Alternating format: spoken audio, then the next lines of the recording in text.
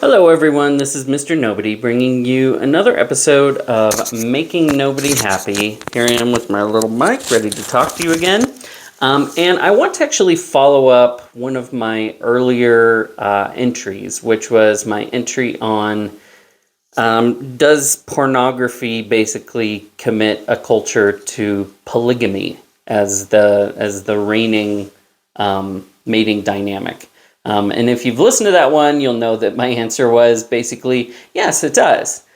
So I do want to wade in again to the battle with the sexes and maybe get myself a little bit of hate. But if you can just stick with me, I want to talk about the battle of the sexes again and the male-female relationships. I don't really want to call it the battle of the sexes because the truth is, here is what my actual messages here, and it is love thy enemy.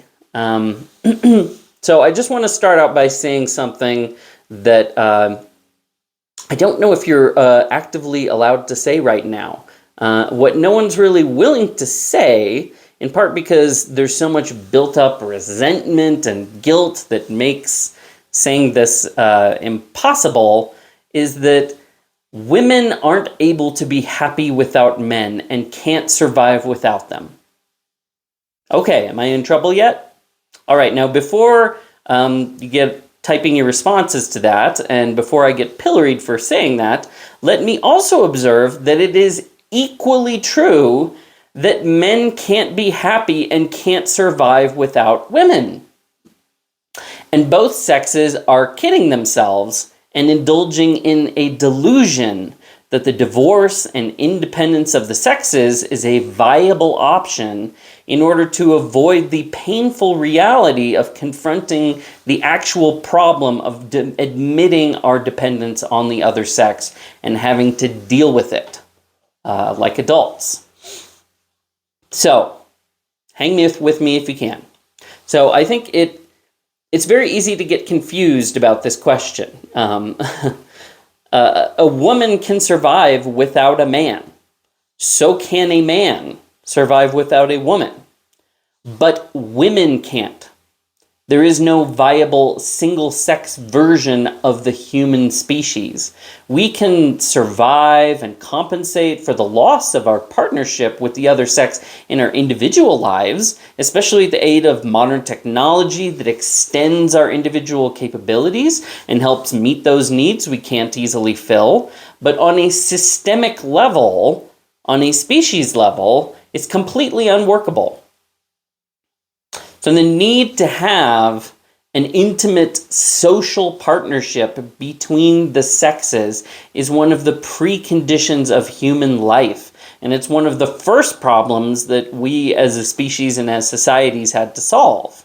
Because as I say, it's not that a man can't survive without a woman or a woman can't survive without a man. Although it may be easier for them to do it together. The point is that women can't survive without men. Men as a class can't survive without women. The two are interdependent parts of a whole. So, like I said, this figuring out how to make this partnership work was just the first thing that we had to deal with in human civilization. And marriage was one emergent solution that was proposed by and agreed to and sustained by both sexes. Did it carry some costs? Of course. Everything that actually does something will always carry costs. But those costs were less expensive to society and to human survival and to development than the inherent costs imposed by the absence of marriage or by other types of social arrangements. For example, as I said in my previous video, if you don't know a lot about, say, certain other kinds of cultures and polyamorous cultures, things like that, they've had huge amounts of instability and violence, and inequality. Especially inequality is a massive problem in those situations, and marriage does have this real leveling effect on the society. It has a high stabilizing effect. So it's something that's arisen and become a thing in many cultures, and become a real staple of what keeps those societies together. Now, I understand completely if you have a hard time swallowing my initial statements. It is extremely hard to admit that we are dependent on anyone for our happiness or for our survival. But the systemic costs of sexual deregulation and sexual dissociation, the separation of the sexes going their own ways, those are only just beginning, and they are growing continuously. And one of them is that a larger and larger portion of both men and both women aren't getting what they want, and they aren't going to get what they want. Women won't get the stable relationships that many of them desire, because men will be too busy chasing low-cost alternatives in an essentially polyamorous and impulsive short-term sexual economy. This is what you get, as I said, if you get rid of marriage in the way that we have and essentially transformed it into a digital polyamorous culture. Women aren't going to get the stable relationships they want, because there won't be men available. And many men won't get what they want because of the reality of a short-term polyamorous relationship market, in concert with that radical inequality of selectivity between the sexes, means that a huge portion of men will just fail out of the market, while a small number of extremely attractive men will just take everything and have all the partners. That's just what happens. There's no way to avoid it happening. It's just simple economics and human nature. So marriage is, in a way, a compromise between an entirely individualistic and competitive relationship market and a socialized and managed romantic economy. So you have competition and you have sorting for both sexes, but so long as each of them has a reasonable limit, as long as each person, after that sorting is done, if they really only have a reasonable limit of only one long-term partner, ultimately most people will end up with someone, because one person can't monopolize everybody. So you get to have, like I said, that competition and sorting, but also most people still get what they want because of just this simple restriction of marriage and saying this commitment to this partner. So you actually, in that case, get to have your cake and eat it too. You get selection and competition, but the limits on acceptable possession mean that in the end, the majority of everyone gets each according to their ability and each according to their need. And so that solves this systemic problem of needing to find a way to bring the sexes together into a long-term cooperation. Which is a problem that you have to solve one way or another. Either that or the species just stops existing. So one of the primary functions of marriage is to help us manage our own needs, which are a function of our own inherent strengths and weaknesses. And weaknesses, before you think I'm going to be hard on people's weaknesses, either sex's weaknesses are generally a direct consequence of having strengths. As all specialization that results in any kind of specified competence begets trade-offs. As soon as you actually start becoming particularly good at anything, it's generating these trade-offs. So men have to find a way to manage their aggression and make it useful. And women did that for them, largely through marriage. But now women aren't doing that. And it is the sort of thing that it really helps. It's something that needs to be intimate. It needs to be close. It needs to be on the spot. Distance, even something like the law, it can put limits on how far things can go, but it doesn't really generate positive outcomes. It restrains negative outcomes, but it's extremely weak for generating positive outcomes. And as I said, the point of aggression isn't just to eliminate it, because it's clearly a innate feature of men. It's something that's meant to be useful. It is a strength that generates a trade-off and a weakness, and so you need something to help make sure that the weakness doesn't overwhelm, that is counterbalanced, and that strength becomes a non-pathological version of itself. So basically, it's not enough to just stop men from using their aggression badly. You need to teach them how to use it well, because it is part of them. And it's meant to actually be for something good. And as I said, that's something that women really did, and did well. They did it largely through marriage. That is where you have that intimate connection that allows you to have that kind of positive influence. But as I said, we just don't have that anymore. We just got rid of it. This huge, massive thing that was having this gigantic effect on what men were and what men became. We just ripped it right out of the society and said, no, we don't need that anymore. That's not really a big deal, or we're going to do something else. And so as a result of losing that influence that women had through marriage, you've got a lot of aggressive and useless and unhappy men. It has not been good for men to have marriage taken away from them, even to the degree where it's like, oh, women aren't demanding marriage anymore. Awesome, way easier. It is not actually making them happier. It is not actually making them freer. It is not actually increasing their opportunities. It is actually turning them into far less than they would have been if something had genuinely been asked of them. Because that is the thing about humans. You asking something of them often generates something good.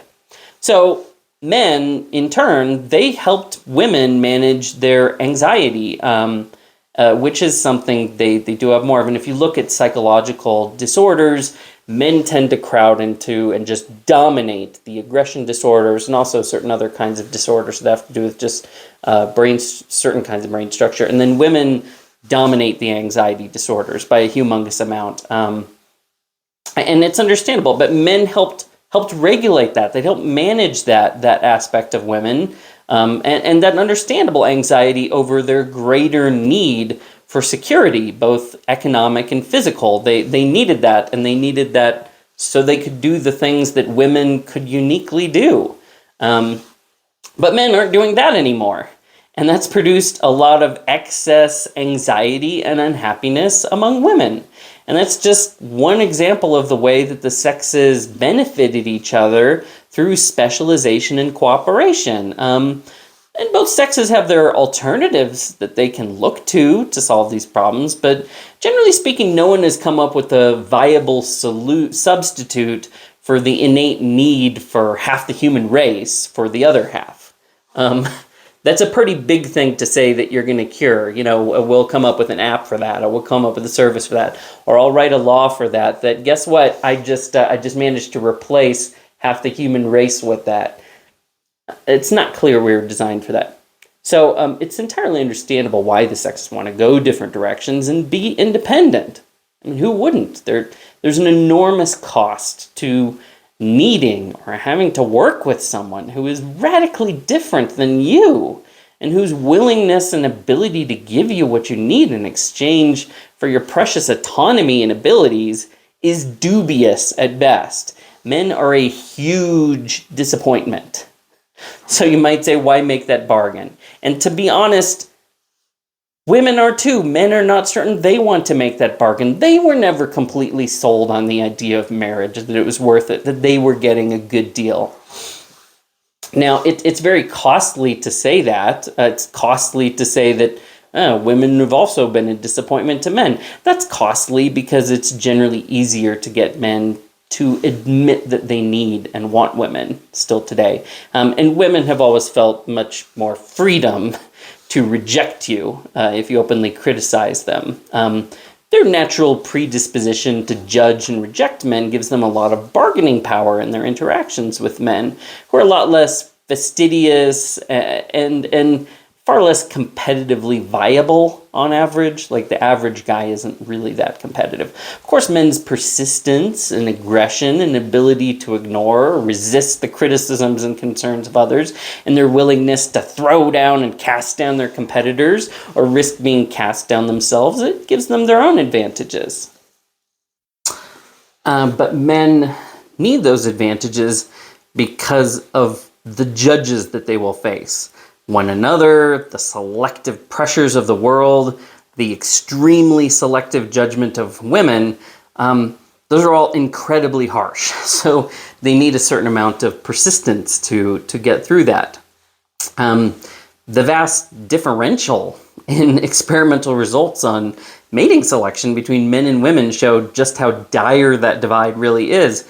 And this is something I talked about a bit before, and it depends on which site and which study you're looking at and the type of venue it is, but something like 60% of all women are deemed acceptable potential mates by men on platforms like Tinder, but only 4% of males are deemed acceptable by females. Tinder's a good place to look at these kind of statistics because the nature of the platform helps eliminate confounding factors. It's much more simplified. Everything's very simplified, and that just shows you there is a huge divide if only 4% are acceptable. I mean, you are at a massive disadvantage. You need to get out there. You need to fight because you've got a 96% chance of failure, of rejection up front. Anyway, so some of those qualities that men have are really just to help them live with this massive failure potential that they're going to innately be facing. As I said, the nice thing about Tinder is that it simplifies things. It eliminates confounding factors. Everyone, men and women, are basically all looking for the same thing on Tinder. And yet, even among these similar people who are all playing the same sort of game, like everyone there is looking for the same sort of thing. So you'd think it would be more similar, that there'd be more similarity between men and women because you've kind of selected your audience maybe and their goal. But no, even on Tinder, the difference between how the sexes play that same game reveals a preference differential of 1,500%. That's not just a curiosity, that is catastrophic for both sexes.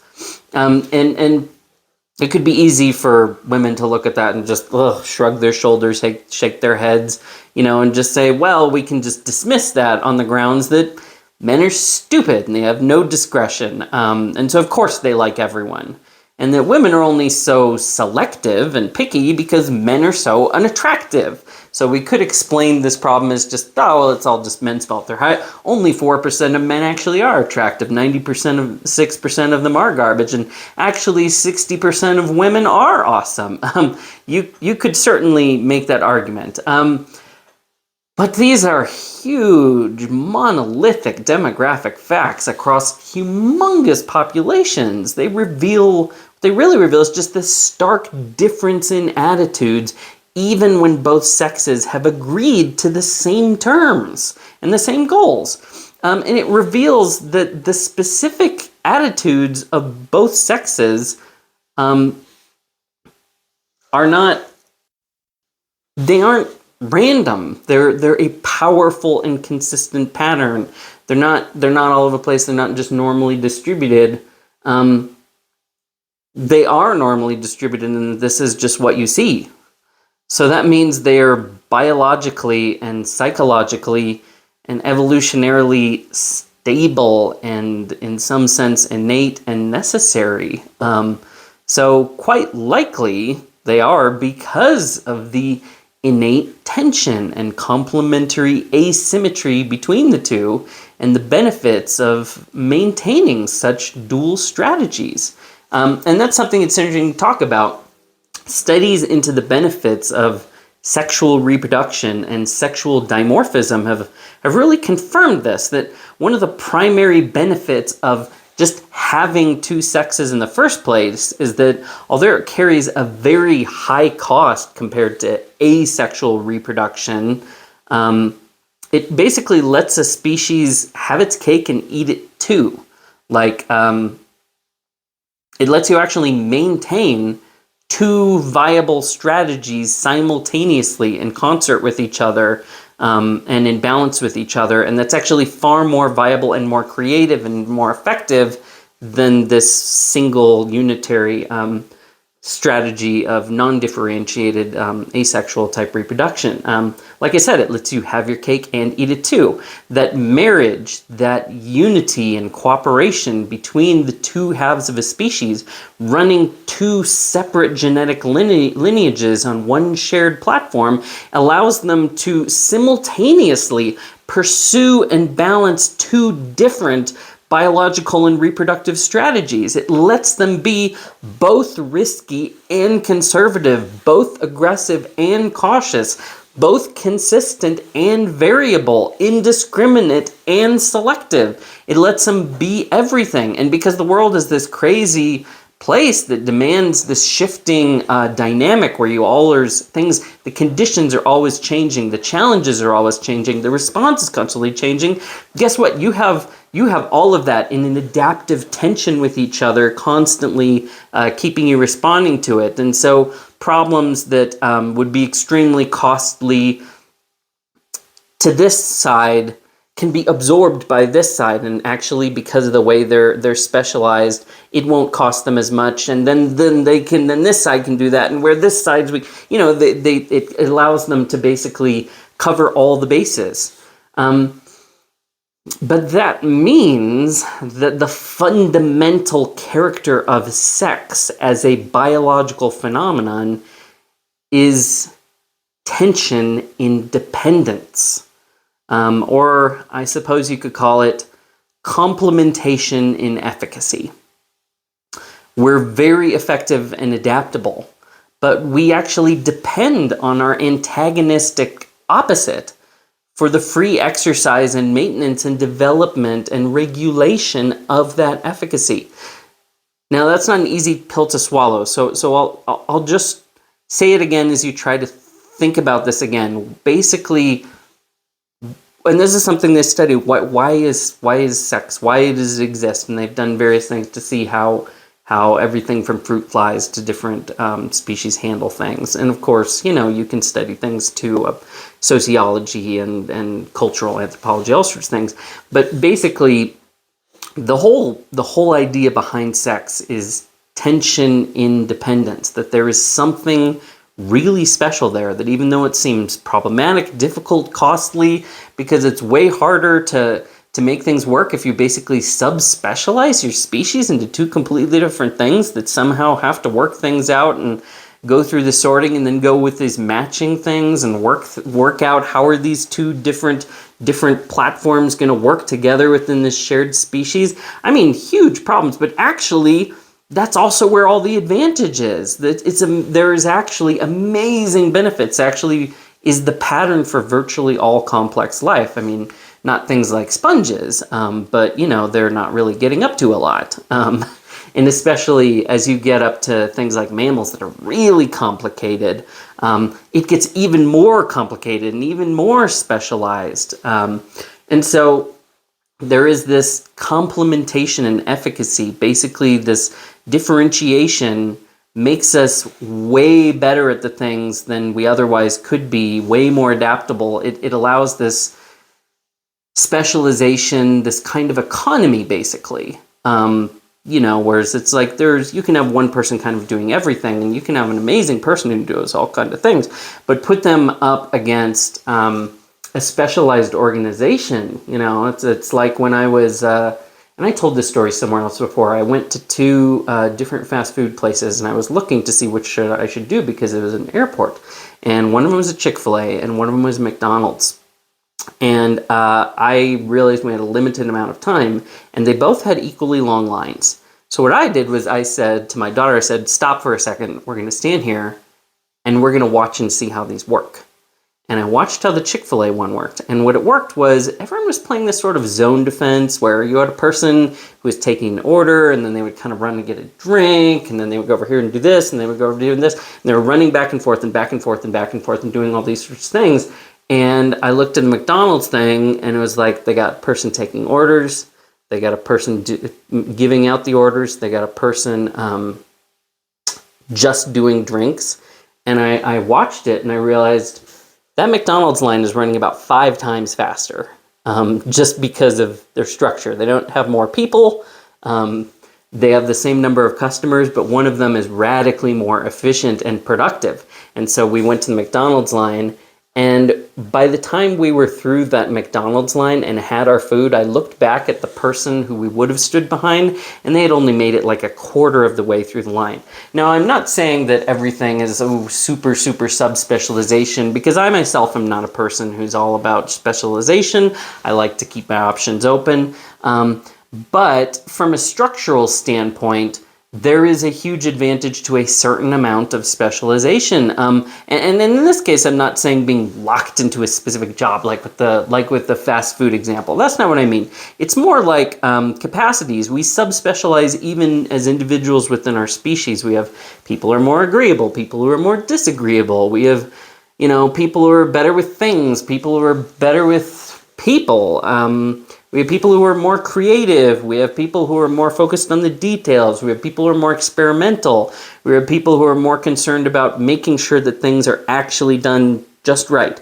And all of those specializations really benefit us. They're really innate, and they're normally distributed. So if you don't know what that means, it's this consistent type of pattern. Just means this is not an aberration. This is just...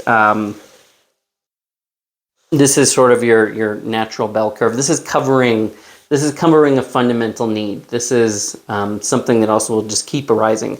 Even when you self-select a group of people and you pull them out and you stick them over here and say, we're going to make this very special sort of situation, within a couple generations, you've got the normal distribution again, even if it has some idiosyncrasies, because there's just this variety of human beings that keeps getting created.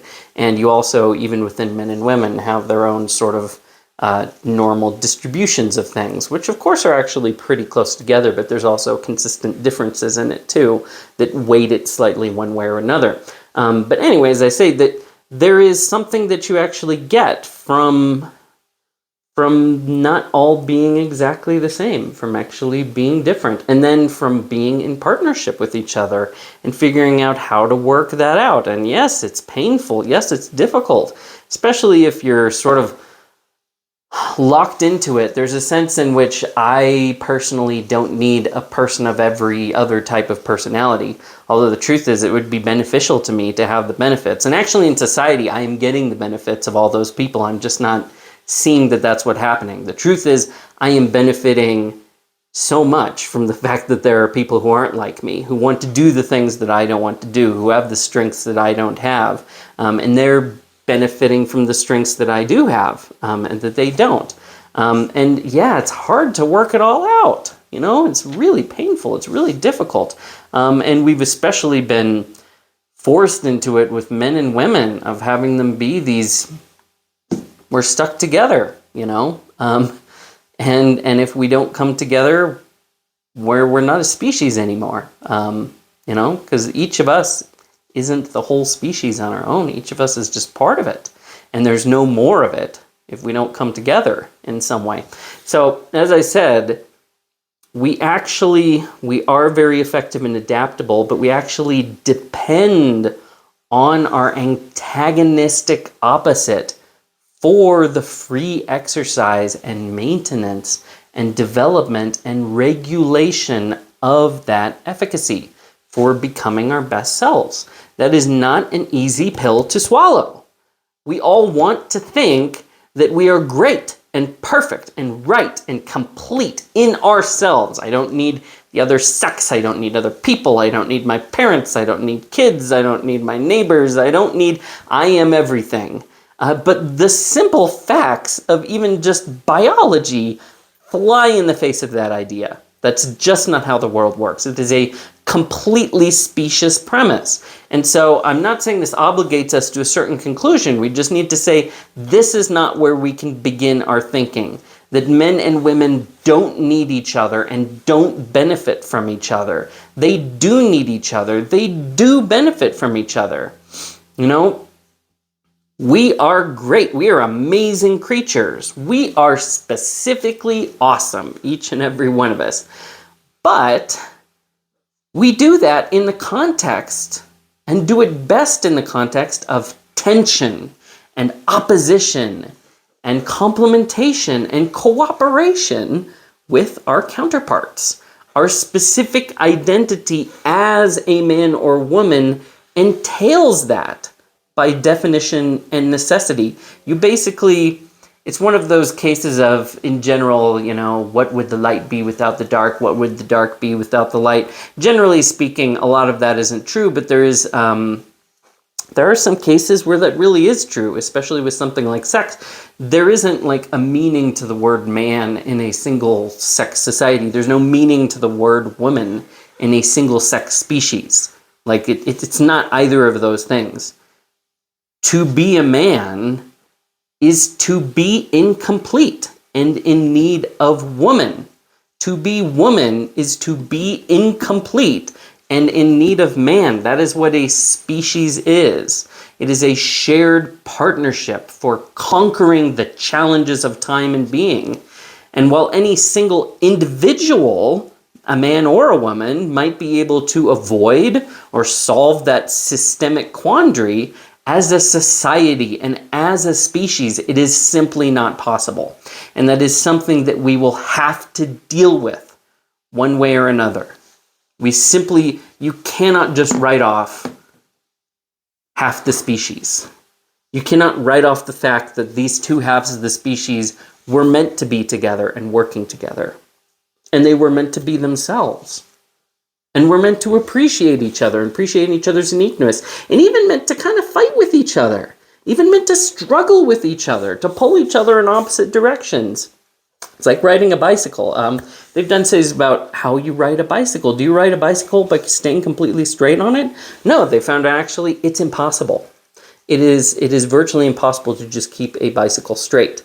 The amount of territory, the line you have to follow is so impossibly narrow. And the complexity of the motions. It just can't be done.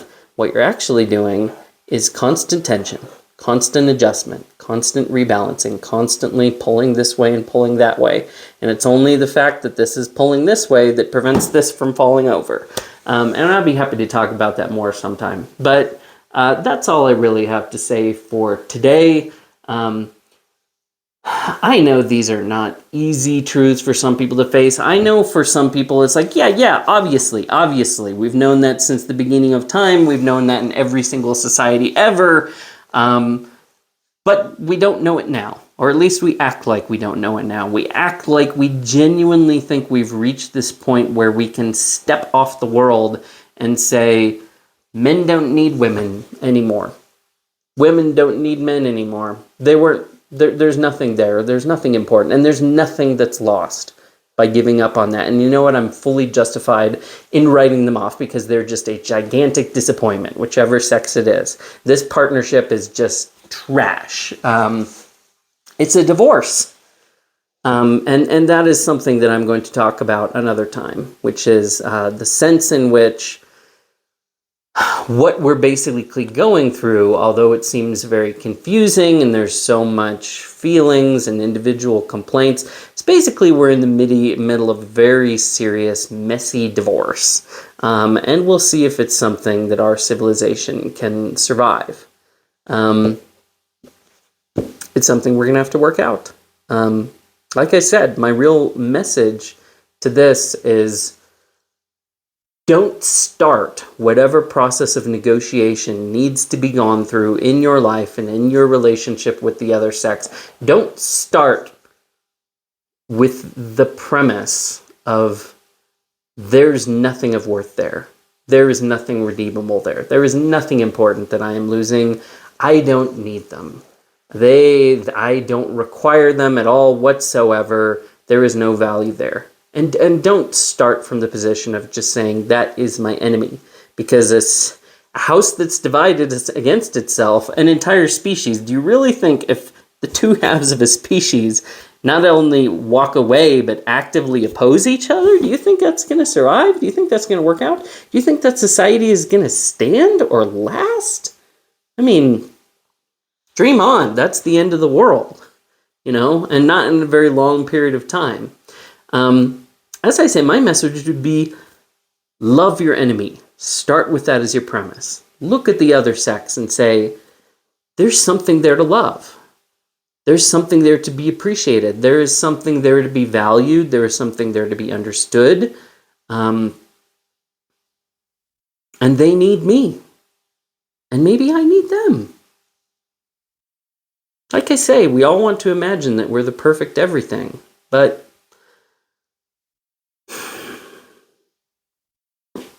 it doesn't seem to be possible. Technology and so many other things, laws, so much that we built up, it can help us. We can escape on an individual level, but if we don't pay the respect to this problem on a systemic and social level, if we don't honor the importance of this thing that we're facing, if we don't show that it's something we care about, we're in serious danger here. This is what makes our species what it is, the joining between us. We're meant to work together.